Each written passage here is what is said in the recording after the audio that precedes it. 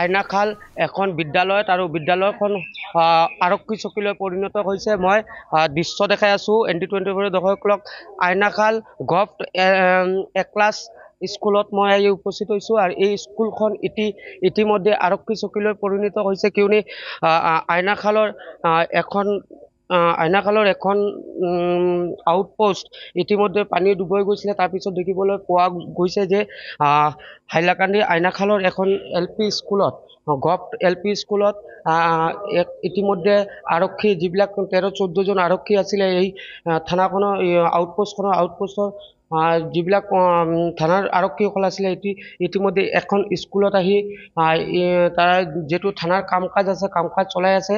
মই দৃশ্য দেখাই আছোঁ ND24 দৰ্শকসকলক, কিয়নো আইনাখালৰ লক্ষীনগৰ আউটপোষ্টৰ যিটো পানী ডুবাই নিছিলে, কালি যিটো মই বাতৰি সম্প্ৰচাৰ কৰিছিলোঁ ND24 দৰ্শকসকলে দেখিছিলে, তাৰ যিবিলাক আৰক্ষীৰ লোক আছিলে লোক ইতিমধ্যে এখন বিদ্যালয় আইনাখাল এখন প্ৰাথমিক এক ক্লাছ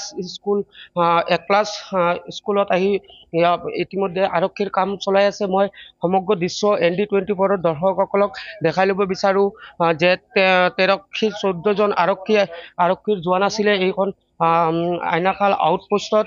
ইয়াৰ ইতিমধ্যে এই গোটেই যিবিলাক লোক আছিলে ইতিমধ্যে আৰক্ষী যিবিলাক লোক আছিলে এইবিলাক লোক এতিয়া আইনাখাল এখন স্কুলত আহি ইয়ালোকে ইয়াতে থাকি আছে আৰু এই স্কুলখনৰ পৰাই যে কাম কাজ চলি আছে কাম কাজ এইখন স্কুলৰ পৰা চলাই আছে। গোটেই আইনাখাল আৰু যিবিলাক ঠাই আছে এই ওচৰে পাছৰে লালা থানাৰ অন্তৰ্গত পৰিছিলে, এই থানাৰ গোটেইবিলাক কাজ এই স্কুলৰ পৰাই কাম কাজ চলাই আছে।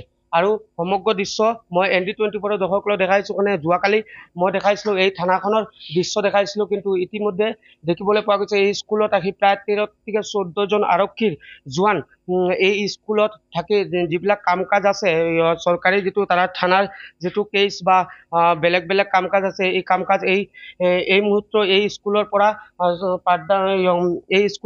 পৰা চলাই থকা দেখিবলৈ পোৱা গৈছে।